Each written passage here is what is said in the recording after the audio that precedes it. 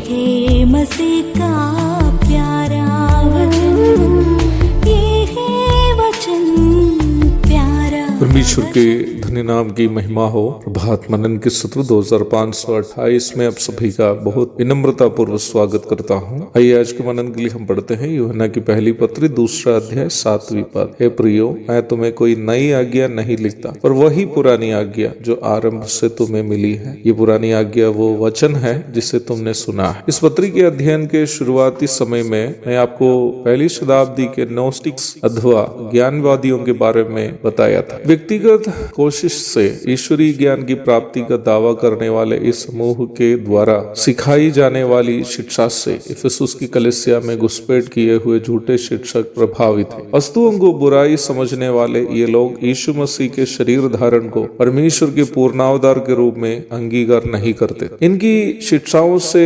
प्रभावित होकर इफिसुस के झूठे शिक्षक ये सिखाते थे कि प्रभु यीशु मसीह भी परमेश्वर की सृष्टियों में से एक सृष्टि मात्र है और बपतिस्मा के बाद उनमें ईश्वरीयता प्रवेश किया और क्रूस की मृत्यु के ठीक पूर्व उनमें से ईश्वरीयता दूर भी हो गया। अर्थात इन लोगों के अनुसार क्रूस पर परमेश्वर का पुत्र यीशु मसीह नहीं मरा था, बल्कि केवल नसरेत का यीशु नामक एक मनुष्य ही मरा था। सन 1870 में अमेरिका के पेंसिल्वानिया में चार्ल्स टेस रसल नामक एक व्यक्ति के द्वारा शुरू किए गए यहोवा विटनेस अथवा यहोवा साक्षी नामक समूह की शिक्षा पहली शताब्दी में इफिसुस में प्रचलित इस झूठी शिक्षा से प्रभावित है। यहोवा साक्षी समूह यद्यपि अपने आप को मसीही समूह के रूप में पेश करता हो, वे लोग प्रभु यीशु मसीह के ईश्वरीयता का इनकार करने वाले कथित गैर मसीही समूह है। वर्तमान में उत्तर भारत में भी तीव्र रफ्तार में बढ़ने वाले इस झूठे मसीह समूह से विश्वासियों को बचे रहना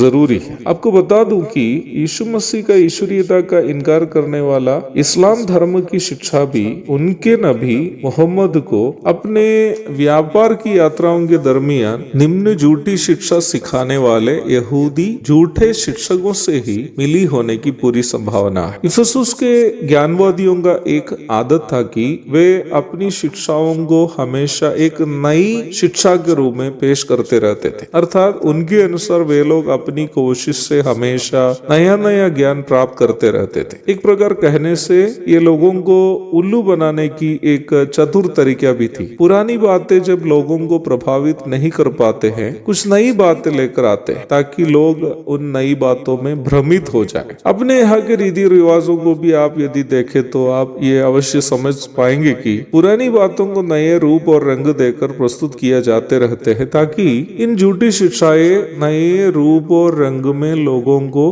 अपने की ओर खींचते रहे। मसीहत में भी वचन की सच्चाइयों को तोड़ मटोड़ कर दुनियादारी बातों को मिलाकर सिखाने का प्रयास वर्तमान काल में कुछ ज्यादा देखने को मिलते हैं। ये सब किसी न किसी प्रकार कलीसिया को बर्बाद करने वाली बातें। निम्न परिप्रेक्ष्य में वरिष्ठ प्रेरित यूहन्ना इफिसुस के विश्वासियों से कह रहा है कि मैं कोई नई आज्ञा तुम्हें नहीं देता हूँ, बल्कि वही पुरानी आज्ञा अर्थात जो वचन पहले ही सिखा चुका है उसे ही अभी भी याद दिला रहा। जैसे कि मैंने कल भी आपको सूचित किया था, मसीही जीवन केवल यीशु मसीह का अनुकरण करने का जीवन है। इसमें कोई नई चीजें नहीं मिलानी। यीशु मसीह ने स्वर्गारोहण के ठीक पूर्व अपने प्रेरितों को बताया और उन्हें सब बातें जो मैंने तुम्हें आज्ञा दी है मानना सिखाओ। मत्ती 28:20। हम मसीह विश्वासियों को वही पुरानी आज्ञा को केवल माननी है जो प्रभु मसीह ने प्रेरितों को दिया था और जिसका पालन पहली शताब्दी की कलीसिया किया था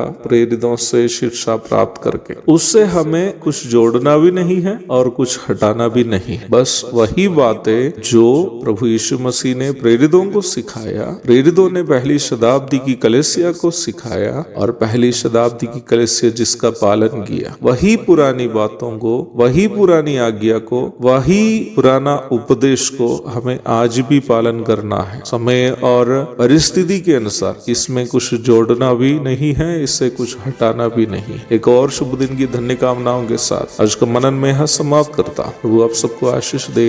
आमीन।